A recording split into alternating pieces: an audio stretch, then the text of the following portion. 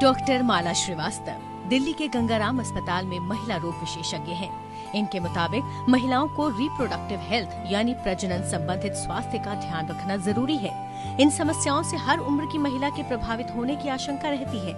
कोई भी तरह की प्रॉब्लम होती है, जैसे उनको अगर जल्दी से थक जाती हैं या अपने काम में कंसंट्रेट नहीं कर पाती हैं, या उनको जल्दी चिड़चिड़ापन आता है, या जल्दी गुस्सा आता है, या वो हस्बैंड के साथ इंटरकोर्स करने में उनको ब्लीडिंग होती है, या कोई और प्रॉब्लम होती है, एक्सेसिव ब्लीडिंग ड्यूरिंग पीरियड्स होता है, ये सब प्रॉब्लम भी होती है, तो उनको डॉक्टर के पास ज़रूर जाना चाहिए।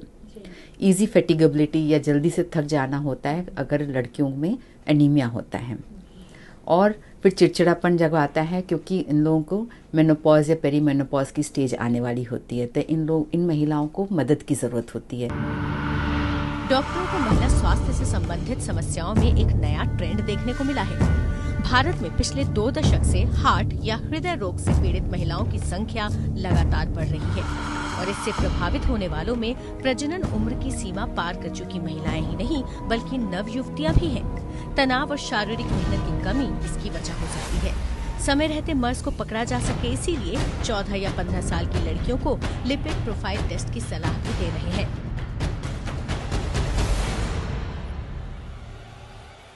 अगर हम देखें पिछले करीबन 20 सालों में, तो हार्ट की जो बीमारियां हैं वो काफ़ी ज़्यादा बढ़ी हैं ओवरऑल, और ख़ासकर विमेन में इसका इंसिडेंस बहुत ज़्यादा बढ़ गया। और उसके पीछे जो मेन रीज़न है वो है रैपिड अर्बनाइजेशन।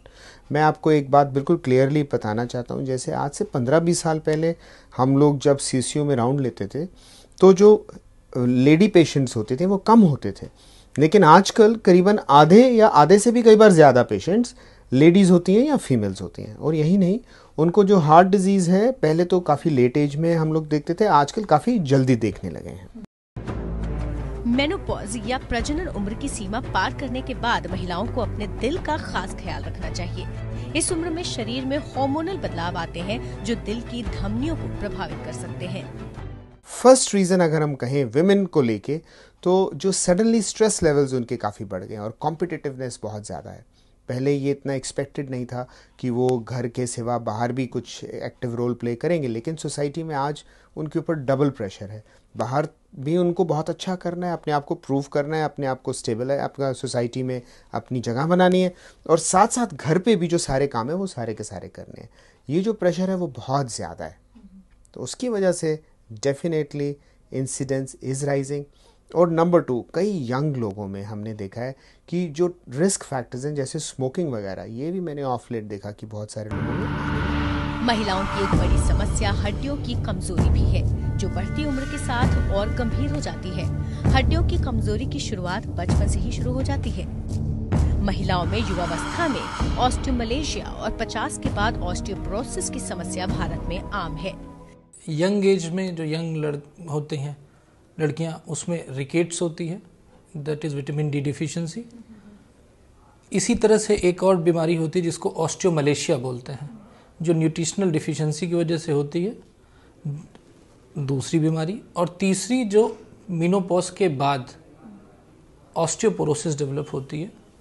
ये 3 बीमारियां बड़ी कॉमन हैं, और ये तीनों बीमारियां बोन की स्ट्रेंथ को कमज़ोर करती हैं, और तीनों का ट्रीटमेंट अलग अलग है।